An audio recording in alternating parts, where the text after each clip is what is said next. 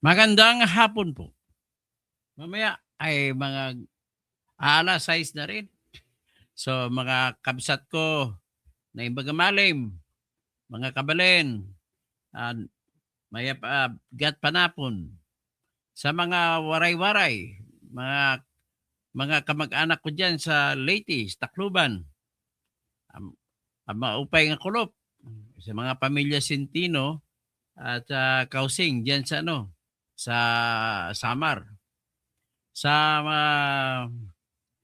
Iloilo, maayong hapon sa mga paryente kananay ko sa mga karaya, mayad nga hapon kaninyong tanan sa aking mga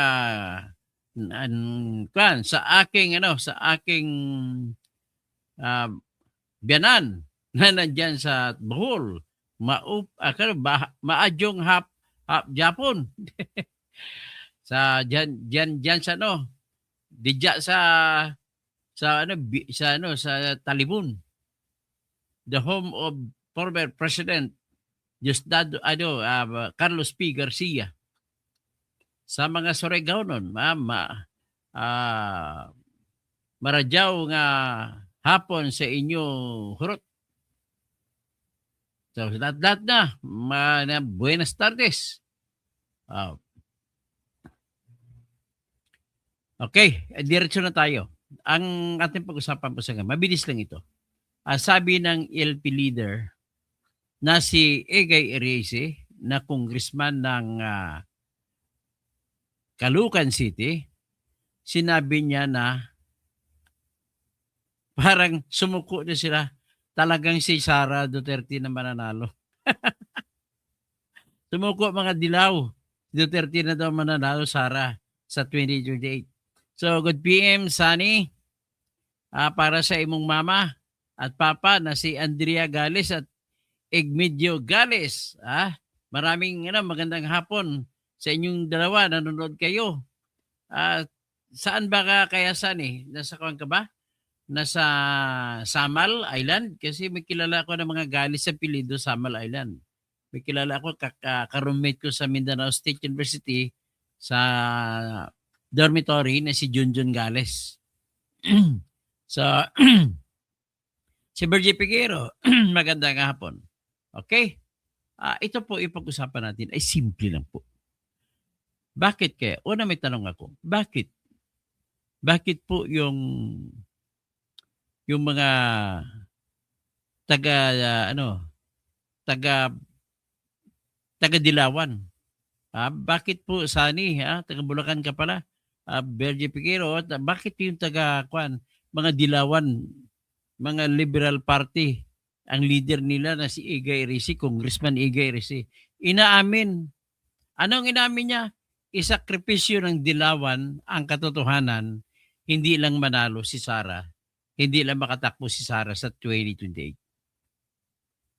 Ibig sabihin, may palak pala talaga sa grupo nila ni Risa Hontiveros. Takot pala sila. Si Leila de Lima, isama mo na si Madam Leni. Sino pang iba? Si Bam Aquino, si Kiko na hilaw na dilaw. Kasi Makamarcos siya. Tapos, siyempre, kasama na pati Makamarcos. Ay takot talaga sila kay Sara Duterte. Kaya, ipupursige talaga nila itong tinatawag na impeachment. Dadaanin nila sa numero to. Lalabas na ngayon magic nila, gagamitin nila ang budget at yayariin na naman ang budget para lamang ma-impeach si Sara. So pag ma-impeach si Sara, aakyat kayo ang kaso sa Senado. Doon sa Senado, paano ba yun? Mananalo ba sila Senado? Para po matanggal si Sara Duterte sa pagka Vice President at hindi na siya makatakbo pagbuli, kailangan ang boto ng 16 na senador. Kahit hindi pa bumuto ang pabor kay Sara, kailangan may boto na 16. So, ibig sabihin, tingnan mo na, ganito ginagawa nila. Tinatakot na si Bato para hindi makaboto. Tinatakot si Bongo para hindi makaboto. So, -2 na kagad, no? So, ang buboto na lang dyan, si Rubin. So, pangatlo. Si Amy, pangapat. Si Alan Peter Cayetano, pang-5. Si Joel Villanueva, pang-6. Si Chis Escudero, pang-7. O sino pa? Kailangan lang ni Sara ay may siyam na hindi buboto. So 7 na yan. Sino pa kayong iba? Si Marcoleta, pang-8. O isa na lang. Sino pang iba na hindi buboto laban kay Sara? O. Sabihin natin yung 2 bilyar. O 10 na yon. Ngayon, dahil kapatid ni Alan Peter si Pia, baka buboto pabor kay Sara. So, hindi na buboto yung pang-11 na. Hindi pa buto si Bigil Subiri, pang-10. Pang-12. Wala. So, wala rin. Pero pipilitin nila. Ngayon, kung pipilitin nila, dito magkakamali ang mga grupo ng Dilawan, Kakampik at Pulahan na grupo ni Marcos. Bakit sila magkakamali kapag inakyat nila, inimpeach nila si Sara? Simple lamang po ang rason. Ang rason po ay ganito.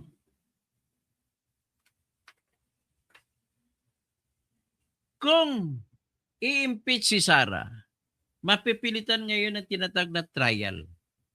So kung magkaroon ng trial, araw-araw tututok ang tao sa trial. Araw-araw pag-usapan si Sara. Ngayon, ang problema nila, wala silang numero sa Senado. So kung kahit alam na nila wala silang ebidensya, desperado sila. Iakyat nila hanggang sa Senado ang kaso. Mismo si Erisi nagsasabi na talagang mismo sa grupo ng Dilaw, isakripisyo nila ang katotohanan, matanggal lamang si Sara sa 2028 election. Yan po ang ginagawa nila. So, ngayon, hindi pa pala bubuto si Bato, no? Ay, nabilang ko na. So, ngayon, ganun po mangyari. Ngayon, bakit naman sisikat si Sara kung araw-araw mapag-usapan? At hindi siya lalo matatalo? Libre na po ang kampanya ni Sara. Magiging libre na.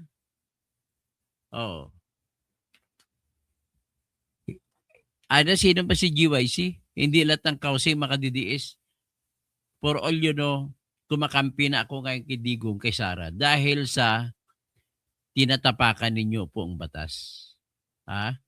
Tinatapakan ninyo ang batas. Kaya, ano sinasabi mo, Marshall Silerio, hindi makalusot sa Senado? Kailangan nila ng boto na 16. 24 lamang ang senador. Kung bilang ko 12 kay Sara na, hindi na makukuha. Hindi sila mananalo. Ganun lamang po kasimple, Marshall Silerio, maging mautak naman sana. Problema po sa iyo, ang utak mo, baba ng pag-unawa mo eh. So, Mrs. Silagan, tama ka. Tama ka, tatakbo ako para baka manalo ako, may kasama na si Marcoleta sa Senado. Yun lang ang kampanya ko, kasama ni Marcoleta sa Senado. Para makipag-argumento ako. Papatayin namin ang lahat ng kasinungalingan sa Senado. Okay? So, ganun lamang po yan kasimple. So, ulitin ko lang, kung idaan natin sa botohan sa House of Representatives, panalo ata sila. Mananalo sila. Pero, pag ang bumoto kay Sara sa House of Representatives, tandaan mo, isa lang ang ibig sabihin yan bakit bumoto. Yan ay bumoto sapagkat makakatanggap ng tinatawag na komisyon sa mga bibigyan ng mga projects para magkaroon ng komisyon. O, kayo mga congressmen, sigurado ako, pag-isipan ninyo kung buboto kayo hindi.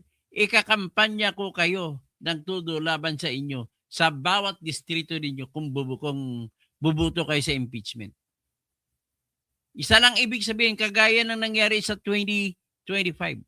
Nung bumoto ng February 5, 2025, lahat po binigyan ng tag-minimum of 2 billion na flood control projects. Maliban pa sa binigay na AKAP, AX, na tag 25 million. So, Nasa inyo yan kung gusto niyo bumoto. Sigurado ako, kapag ikaw ay congressman na nandoon ka sa Mindanao, Visayas, hindi ka na mananalo ulit. Gano'n lang po. Talagang ang mga DDS na botante, kahit tanggapin ng pera ninyo, hindi kayo boboto. Gano'n lang ho kasimple. So,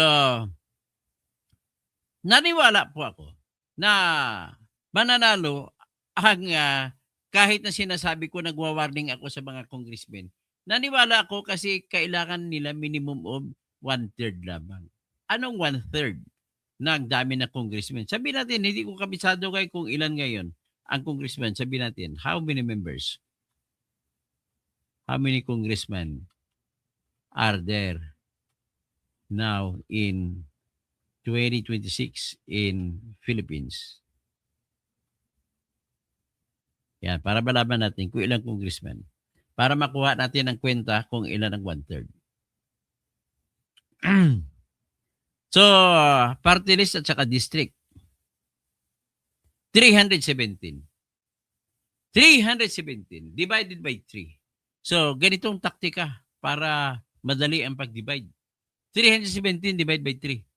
So, i-divide mo muna ng 300 sa 3. Mabilis lang, 100 sagot. Tapos 17 divided by 3, alanganin, di ba? So, kunin mo lang muna yung divisible by 3. 15 divided by 3, 5. Tapos may natira ng dalawa. Paano mo i-divide sa tatlo ang dalawa? Huwag mo na i-divide.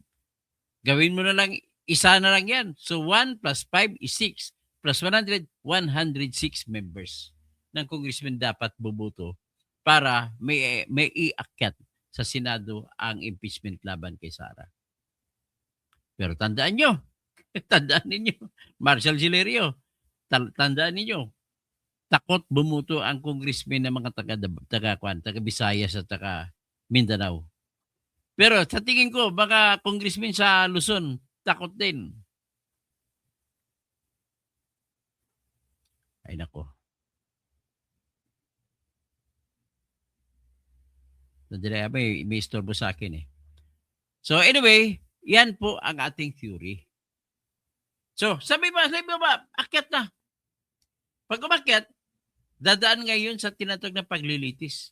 So, pero bago na mag-akyat lilitis, siyempre maghihiring sila sa committee. Kagaya ng ginawa kay BBM, sinortcut nila, pero ito kay Sara, hindi nila isi-shortcut yun. Kasi gusto nila i-presenta yung ebidensya.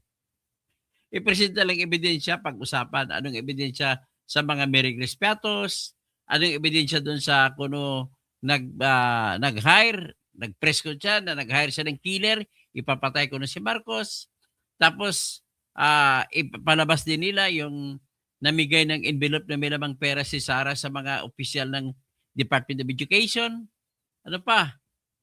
Hindi na kasi pwede tanggapin na kaso yung mga pangyayari na hindi pa sa vice presidente. So, ibig sabihin, yung akusasyon ni Trillanes na confidential fund niya nung siya ay mayor sa Davao ay hindi kasama. Kasi mayor pa lang siya sa Davao noon. Next is, yung sinasabi na deposito ko na sa mga bangko ay hindi pa vice mayor, hindi pa vice president si Sara, so hindi kasama yun. So anong matitira? Ito lamang ang confidential fund na dilustay ko ni Sara at ang katwiran at ang depensa, ang pruweba nila na nilustay ni Sara ay yung mga resibo ng mga Merigres Piatos. Mamaya, pagbalikan natin, pag-usapan natin. At ang kasunod, so ano pang iba? At saka hindi daw pagpunta sa kongreso sa Quadcom o sa government committee, good government committee na ni Inday Sara. Ay, bakit kailangan pumunta dyan? Ano naman siya? Anong tawag yan? Vice President Independent Body siya. Hindi siya obligado. Ito si Ivy Balen, hindi ko alam kung babae ka o lalaki ka, pero ang pangalan mo po ay hindi totoo. So sabi niya, paghilom diha ka utot. Kung ayaw mo sa isang magnanakaw na Marcos, tapos kakampi ka rin sa magnanakaw, ay walang kwenta ka pala. So ngayon, ang gagawin ko sa Ivy Balen, kasi hindi man maganda ang ato mo eh. Utot, tinawag mo akong utot. So tama ba itong sabi mo? Sige, pagbigyan mo na kita. magiging maayos ka naman mag-argumento, Bibelina. Although kahit kung gusto mong palitan mo pangalan mo, ilagay mo ang totoo mong pangalan. Crisostomo Mariano. O tama ka, 106. Rolando Catedrilla watching here in Melbourne, Australia. So ngayon, babalik tayo ngayon sa akusasyon. So yan ang mga akusasyon, pangatlo yung envelope. So una, ngayon kung gano'n, titignan natin, sapat bang akusasyon na yan? Sagot, hindi po sapat. Una, tackle natin yung Merigis Piatos, confidential fund. Kung ako, abogado ni Sara Duterte, hindi na ako magdidepensa sa mga ipresenta ninyong Merigis Piatos. Bakit? Kayo na umaakusa, kayo ang may obligasyon magpatunay na dahil lamang nagresibo ng Merigis Piatos ay napunta sa bulsa ni Sara. Wala kayong katibayan. Tapos, idudugtong nila yung Madriaga. Binasa mo bang affidavit ni Madriaga? Ay, nakakahiya. Mas maganda pang gawa ng grade 1 doon. Ano ba yan, Attorney Palad? Napakabubo naman ng abogado. Ayusin mo naman kung gumawa ka. Mismong salita niya, nagkukontra-kontra. Hindi tatanggapin sa kahit yung sa pamakuan, hindi tatanggapin yung affidavit ni Madriaga. So mas matutumba. Next, bakit ko nasabi na hindi pwedeng mapatunayan na nagnakaw si Sara dahil lamang sa Merigis Piatos na mga resibo? Sapagkat po, ang confidential fund ay confidential, secret. So hindi mo pwede sabihin kung sino ang tumanggap na totoong pera. Ngayon, kung ikaw makusa, hala, magpakita ka na kayong ebidensya nyo. Wala. Di wala. Sunod, ang pag-usapan natin yung nag-express ko si Sara, sabi niya, nag-hire na siya ng isang hired gun killer na kung patayin siya ay ipapatay siya ni Marcos, ni Lisa at saka ni Tamba, ay ipapatay niya rin si Marcos, Lisa at si Tamba.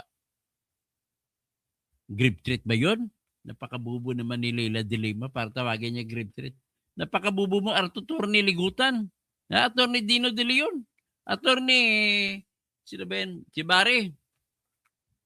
Barry Guevara ba? Gutierrez. Oh, napakabubo mo naman. Professors pa kayo ng mga UP. Ay, Attorney Ligutan. Ano na lang nangyari sa UP? Mga professor, mga bobo. Ay, nako. Wala pong grave threat doon. Ang grave threat po kasi ganito. Parang hold up yan. Give me your money or I will kill you. Pero pang hold up, pure money. Pero pag ang ginagawa pang blackmail ay, halimbawa, i-appoint mo ako bilang konsyal. Kung hindi, papatayin kita. Yan ang grave threat. Ang hindi naman grave threat, ganito, na may kondisyon. Hindi lahat po na may kondisyon ay grave threat. Sabi niya ganito, pag ikaw ay pumunta sa bahay ko, papatayin kita. Hindi po grave threat yan. Pangatlo, wala pong krimen na nakalagay sa revised penal code at saka iba pang penal laws natin o batas sa krimen na nagpaparusa sa kung sino man magpaplano papatay. Kahit aminin ko nagplano ako papatay kay BBM. Hindi ako mapipreso. Kasi walang krimen na ganun. Alam nyo na, hindi mo pwede maparusahan ng tao kung walang krimen na nagpaparusa. Sabi nga niya sa Latin nullium crimen nullio pena sine lege. Sabi niya sa English, it is not a crime if there is no law that punishes it. Okay? Ganun lang po. Kaya natatawa ako sa mga tao na magsasabi na grave threat yun. Mga abogado pa naman sila. Lord, forgive them. They are idiots. They allow themselves to be moronic. Kaya sabi ni Congressman Erese, yung mga taga-Dilaw, kasamahan niya, they are willing to sacrifice truth only para mapigilan ng si Sara na tumakbo sa 2028. Ganun lang ho kasimple yan. So ano pag-akusasyon nila? Yung envelope na pinamigay, may video recording si Sara na tumawag si Lisa Marcos, ipabigay yung envelope sa mga opisyal ng DepEd. Ibig sabihin, walang bad faith si Sara sa pagbigay ng envelope. Aminin niya yun. Sabi niya, pinabigay ni Lisa, ito yung video ni Lisa nagutos. So, pwedeng kasuhan din ng bribery si Lisa Marcos. Siya ang kakasuhan. So, nakita nyo ng lahat. At hindi rin tatalab yung tinatawag na hindi pagdalo sa patawag ng Kongreso. Kasi ang Vice President ay may sarili siyang kapangyarihan. Actually, kung i-compare mo, mas primus inter pares siya kumpara mo sa House of Representatives. Pag sinabi primus inter pares, the prime of all the co-equals. The head of the co-equals. Pero sa lahat equal, kung isama mo si Bongbong Marcos ang primus inter pares. Ang kasama niya pares diyan, Supreme Court Justices and Chief Justice. Tapos, Ombudsman. Lahat ng commissioners and chairman ng mga commission. Yun lang. So, kaya ganon ang mangyari, sigurado na ang halata na talaga inamin pa ni Congressman Eresi ng mga dilaw. Walang ibang agenda. Sila kasama si Cielo Magno, Professor, kasama si Heidi Yorak. Heidi Mendoza pala. Lahat-lahat kayo. Isama mo din si Maring Winnie. Lahat-lahat kayo ay nagkukot sa bahan para lamang hindi makatakbo si Sara sa 2028. That's it. Ganun lang simple. So ngayon, nasa inyo yan kung tama kayo, nakikinig kayo sa akin. Ha? Okay, babasan lang ako, Roland Guerrero. Tama po, bribery po sa lahat ang kulong, walang matira. Tapos si Virginia Malonzo, maraming salamat po. Ay Bibelin, sa lugar namin sa Monga del Norte, may proyekto si Leni sa amin noon pang busy siya. Hindi naman yan issue ang kay Leni, di ba? Hanggang ngayon si Sara mo wala, panay. Galit ka lang kay Sara eh. Anyway, kukunti ka lang naman eh. Saan ka ba? Sa Zamboanga del Norte? Inday, paghilom dihay. Tapos Rolando Catedrilla watching from Melbourne. Yan si Crisostomo Mariano. Tapos si Ivy Balin ulit. Sige, di bale. Hanggang dyan lang po at maraming salamat sa inyong lahat. At kung may meron kayo, pag-ibigyan mo naman ako. Pag meron kayo, sa GX ko. Huwag niyo pilitin kung wala kayo.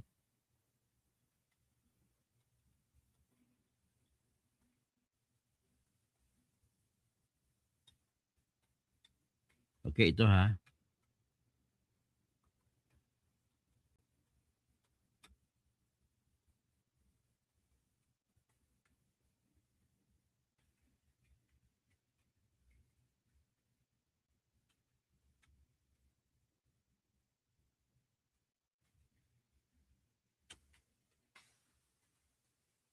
Okay. Maraming salamat po sa lahat. Paki-like po lahat, paki-like at paki-share at paki-invite naman ng iba para dumami sa atin ang komunidad ng katotohanan at tamang komentaryo.